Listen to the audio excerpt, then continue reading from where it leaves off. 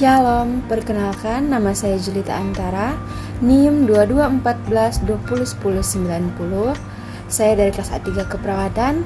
Saya adalah mahasiswa aktif di Universitas Pembangunan Indonesia Manado semester 4. Tujuan saya membuat video ini karena ingin memenuhi tugas ujian akhir semester mata kuliah Escape Kegawat Daruratan Obstetri, Ginekologi, dan Pediatrik dengan dosen pengampu Nurse Ariska Escape MKes. Dengan materi yang akan saya paparkan yaitu tentang retensio placenta. Di sini saya akan memaparkan materi tentang retensio placenta yang di dalamnya ada definisi, anatomi dan fisiologi, etiologi, komplikasi, dan pemeriksaan penunjang. Yang pertama yaitu definisi. Definisi retensio placenta adalah terlambatnya kelahiran plasenta selama setengah jam setelah kelahiran. Pada beberapa kasus ini dapat terjadi retensio placenta. Plasenta harus dikeluarkan karena dapat menimbulkan bahaya perdarahan, infeksi pada benda mati, dan dapat terjadi incarcerata, dapat terjadi polip plasenta, dan terjadi degenerasi ganas choriocarcioma. Anatomi dan fisiologi. Anatomi dan fisiologi sistem reproduksi wanita terdiri dari organ interna yang terletak dalam rongga pelvis dan ditopang oleh pelvis dan genitalia eksterna yang terletak di perineum. Struktur reproduksi interna dan eksterna berkembang menjadi matur akibat rangsangan hormon estrogen dan progesteron.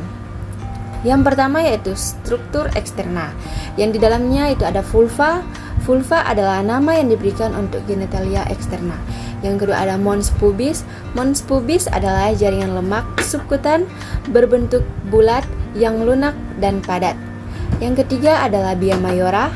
Labia mayora adalah dua lipatan kulit panjang yang melengkung yang menutupi lemak dan jaringan kulit yang menyatu dengan mons pubis. Yang keempat adalah labia minora, terletak di antara dua labia mayora, merupakan lipatan kulit yang panjang, sempit dan tidak berebut yang memanjang ke arah bawah dari bawah klitoris dan menyatu dengan forehead. Yang kelima ada klitoris, yaitu organ pendek yang berbentuk silinder dan terletak tepat di bawah arcus pubis.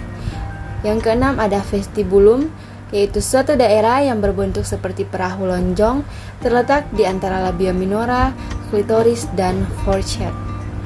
Yang ketujuh ada forehead, yaitu lipatan jaringan transversal yang pipis dan tipis.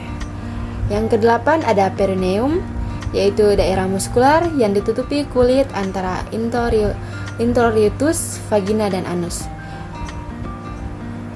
Yang kedua di dalam ada struktur interna, yang di dalamnya ada ovarium, yaitu sebuah ovarium terletak di setiap sisi uterus, di bawah dan di belakang tuba falopi. Yang kedua ada tuba falopi, yaitu sepasang tuba falopi melekat pada fundus uterus.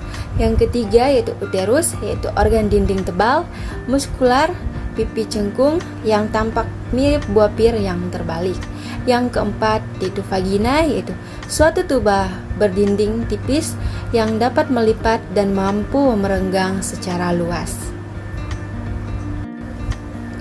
Etiologi.